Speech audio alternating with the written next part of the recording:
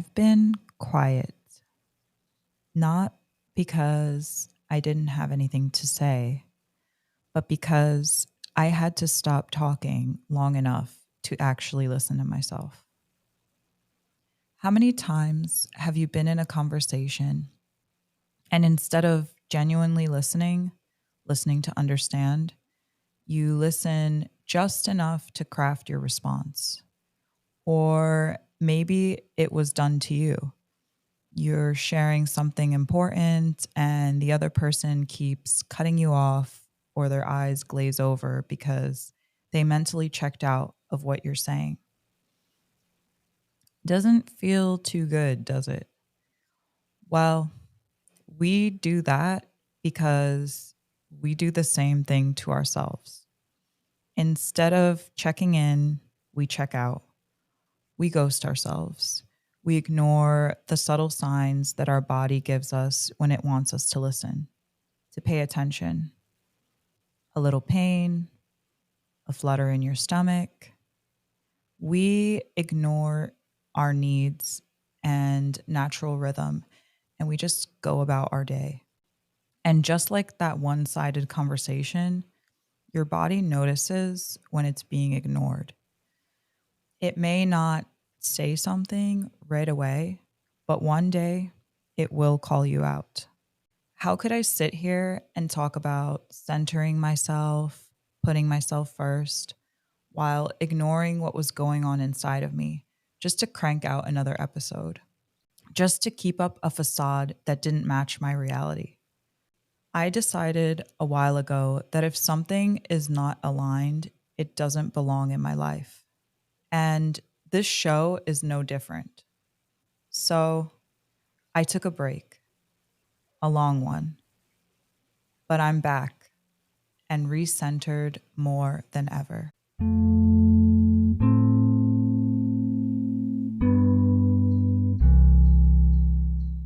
You may have heard me say in the last episode that I would maybe see you in another season.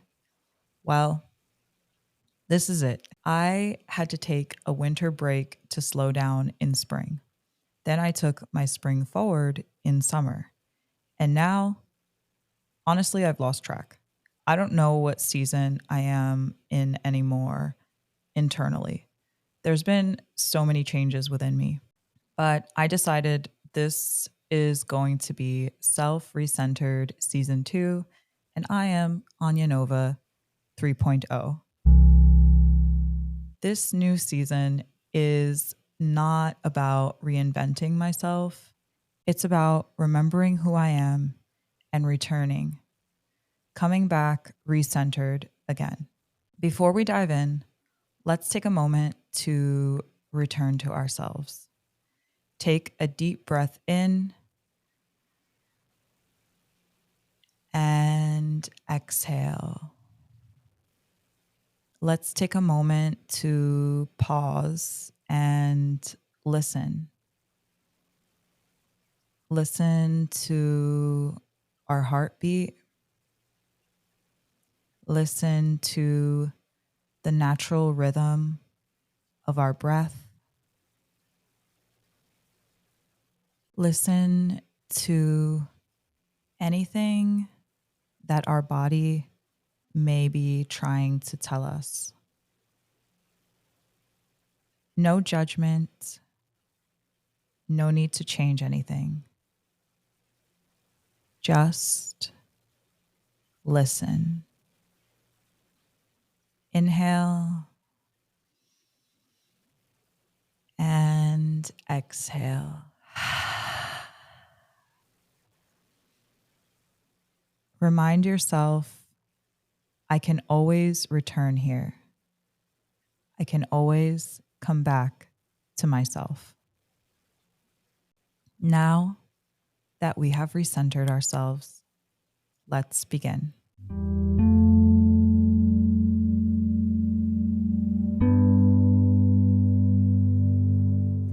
So, what's been happening behind the scenes? A lot.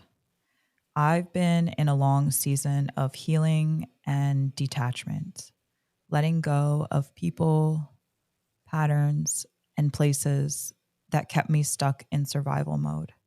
The thing about healing is that it's an ongoing process.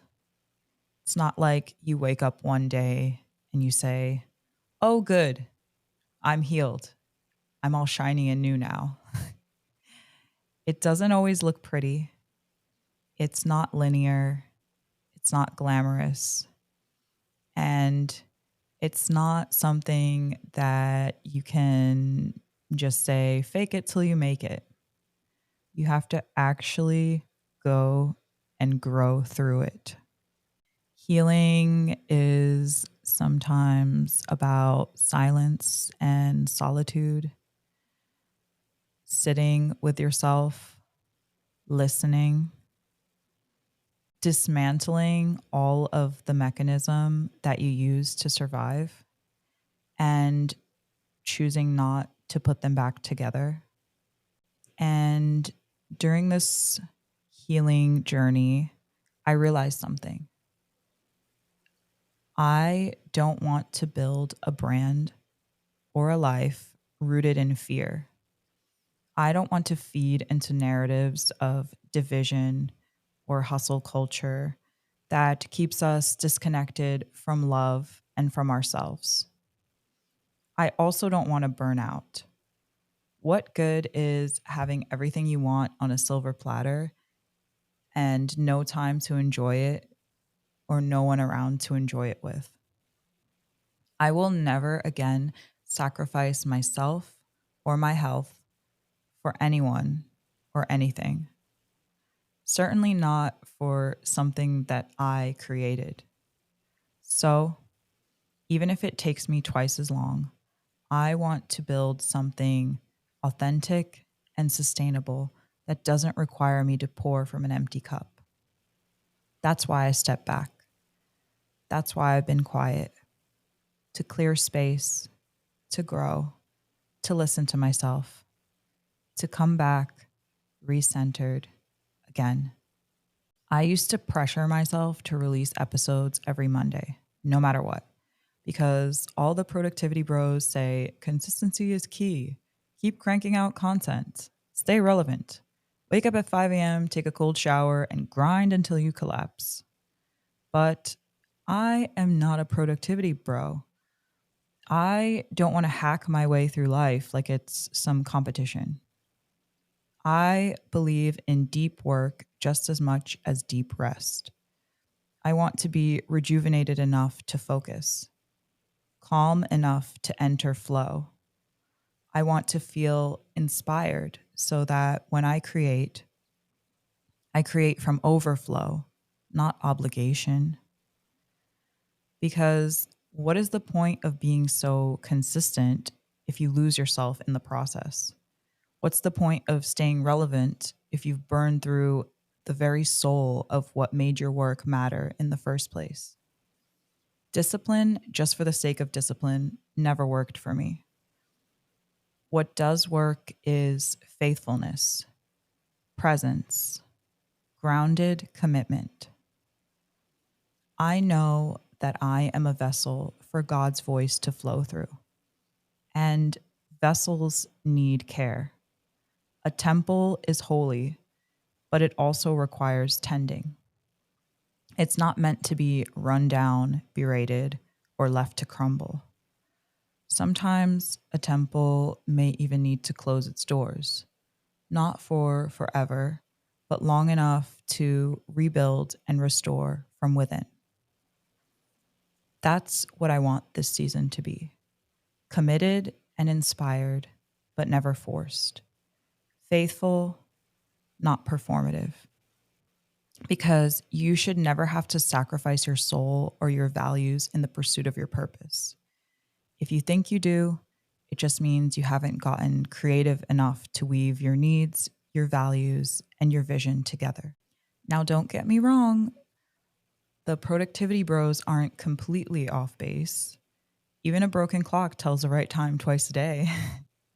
Sometimes, yes, you do need to move when you don't feel like it. Waiting for the perfect moment or mood is the perfect way to get stuck. But Pushing past your limits is not a strength, it's self sabotage. The real work is balance, what I call compassionate discipline. Masculine energy gets you moving and motivated. Feminine energy reminds you to pause and embrace the journey. Both live inside of you. Finding balance is about knowing which voice to listen to in which moment.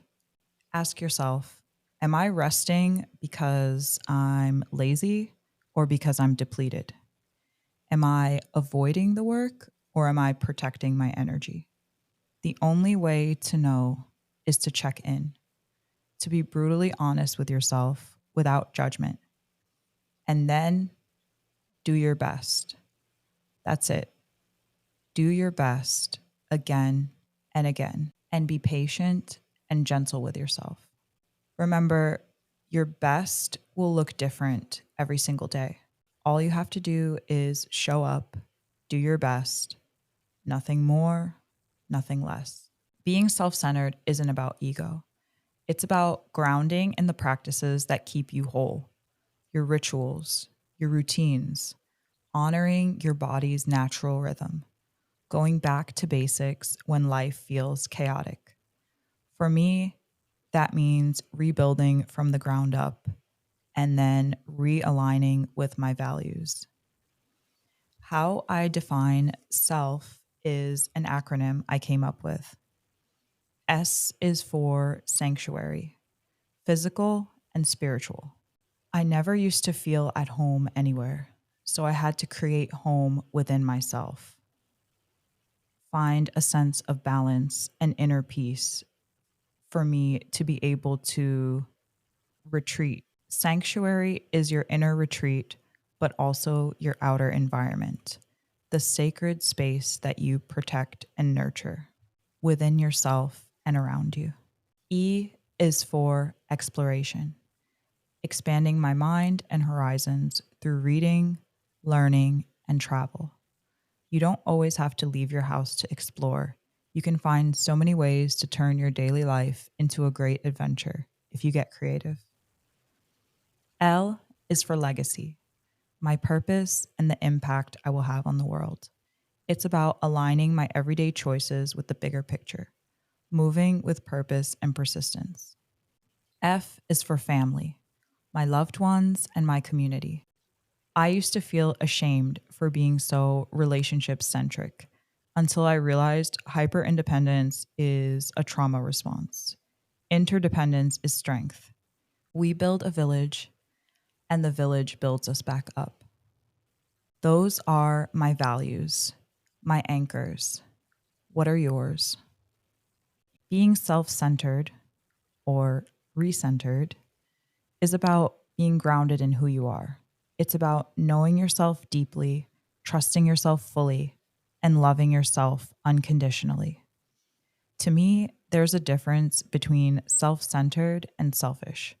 Although, when you become more centered around yourself and less focused on everyone else, some people might call you selfish. But that's only because they no longer benefit from you having low self worth and loose boundaries. Selfish is showing up as only a fraction of yourself.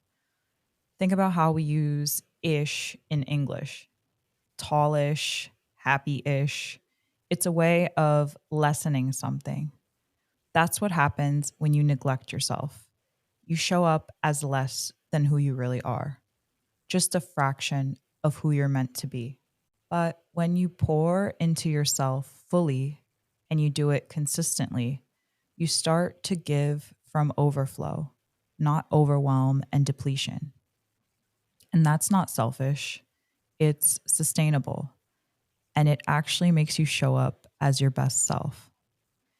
Even in this crazy world we live in, if everyone focused on themselves first, the world would be a much more peaceful place.